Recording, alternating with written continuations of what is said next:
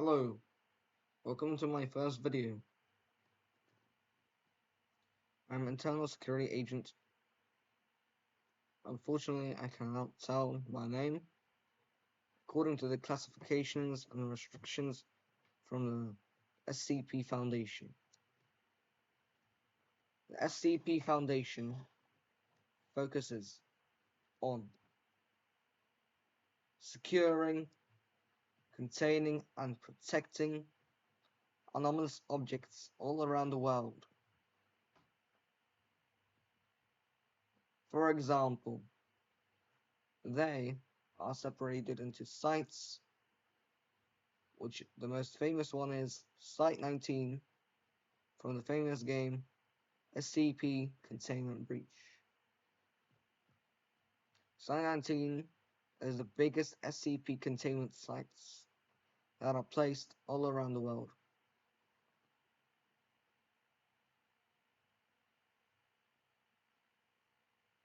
One of the biggest, as there are many more.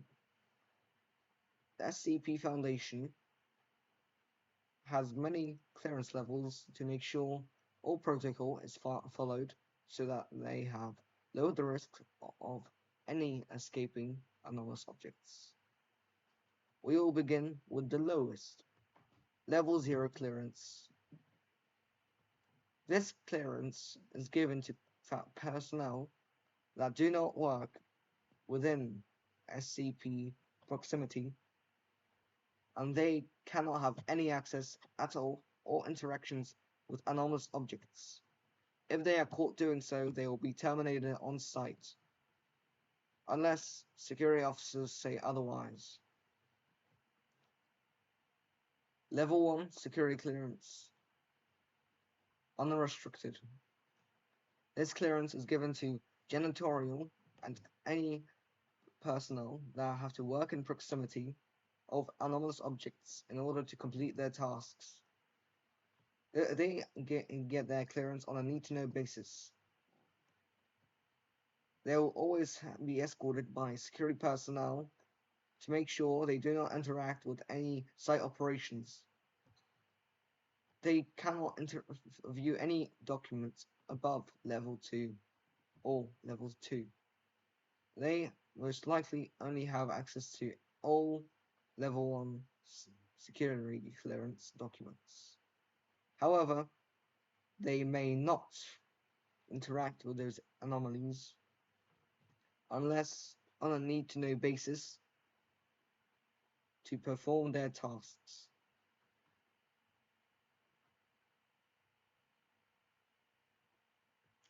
Level 2 Security Clearance. Restricted.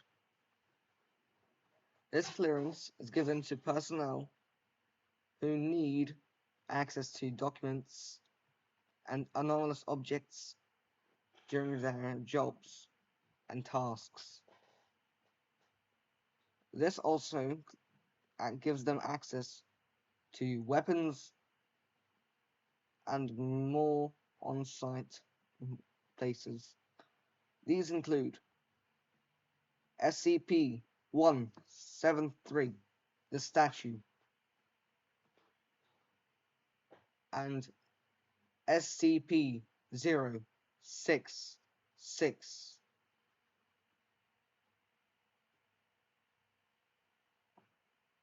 These two anomalous objects are cleared for Level 2 personnel. These two objects are classified Object Class Euclid, which I'll cover on later. This clearance is given primarily to research personnel and security personnel.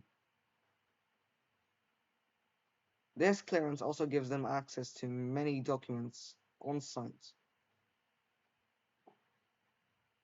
like SCP-096, Level 3 security clearance to access his containment, or Level 2 to access his information. All access to SCP documents is archived by the Internal Security Department. The SCP Level 2 personnel have access to most SCP Foundation documents, beside those classified by the O5 Council or Ethics Committee. Level 3 Security Clearance. Confidential. This is an administrative clearance given to one of the most trusted members of the Foundation. One of the most trusted members, because we are still not on the top. Not even close. This is for administrative purposes, which gives you access to almost each Euclid and safe class anomaly within the Foundation or your site that you work in. This is primarily given to security officers, which are considered lieutenants, which we'll cover up in the department's episode tomorrow, and it is also given to the administrative department, which is given access to manage the site that they work in. They're considered managers that manage documents and site personnel to make sure everything is running properly and excellent. They are like a moderation team, make sure nobody violates the rules, and so on. This clearance is also given to the Tactical Response Unit and junior operatives in the mobile task forces. The Tactical Response Unit is basically the internal security department, but it is in fact a different unit within the normal security department, which basically focuses on hostage situations, making sure nobody disrupts containment procedures, making sure nobody disrupts the security department's operations, and are more specialized in containing anomalous objects. Level 4 Security Clearance. Secret. This clearance is given to Site Command and Site Directors in general. Site Command are personnel that focus on making sure their department runs properly and have maximum guard access under the O5 Council's clearance. And Site Directors as well. Site Directors and Site Command personnel in general are personnel who get access to all Euclid and Safe Class SCPs and command permissions. They have more access, such as they may cross Gate A at Site 19, for example, for the Site 19 site directors, and they may also enter a few more other rooms that they have access to within their site, depending on what SCPs they have contained. Level 5 Security Clearance. Top secret. Given to the highest ranking people within the SCP Foundation, which are known as the O5 Council and the Ethics Committee.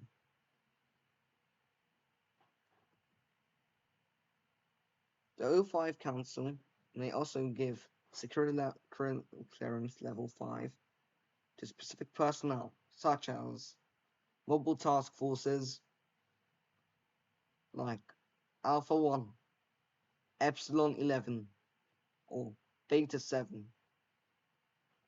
which each specialize with level 5 clearance objects. These security clearance levels are given in order to access documents for task forces that require that access in order to operate. This clearance level is usually given to personnel who actually remain active in interacting with Keta-class objects within the SCP Foundation. Keta-class objects are objects that are almost impossible to contain and are highly hostile to human life. I forgot to explain. Now, level 4 security clearance also gives you access to multiple character class objects. However, not all.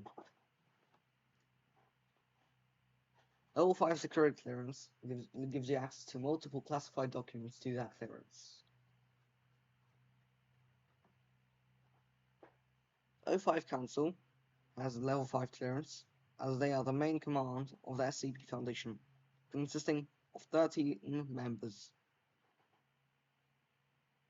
It is believed that O5-13 or O5-1 are the highest ranking members of the O5 Council, which is unconfirmed outside of the SCP Foundation Council members. The Ethics Committee are level 5 clearance due to the fact that they command the they approve O5 Council members. They work in ethics depending if as they are being treated correctly and if proper regulations are followed, or if it is necessary to test an anomaly. For example, if you would like to test SCP-173, you would have to get clearance from the Ethics Committee beforehand. Otherwise, you would be denied permission and possibly terminated if you still ignore.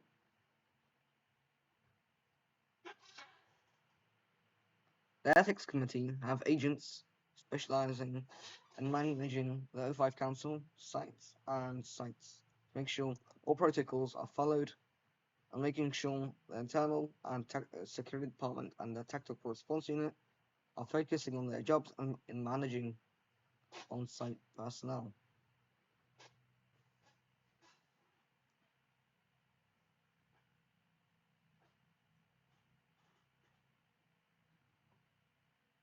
This is about it. Now I'll be explaining in this video. Thank you for listening. Have a good day. Security agents redacted. Signing off.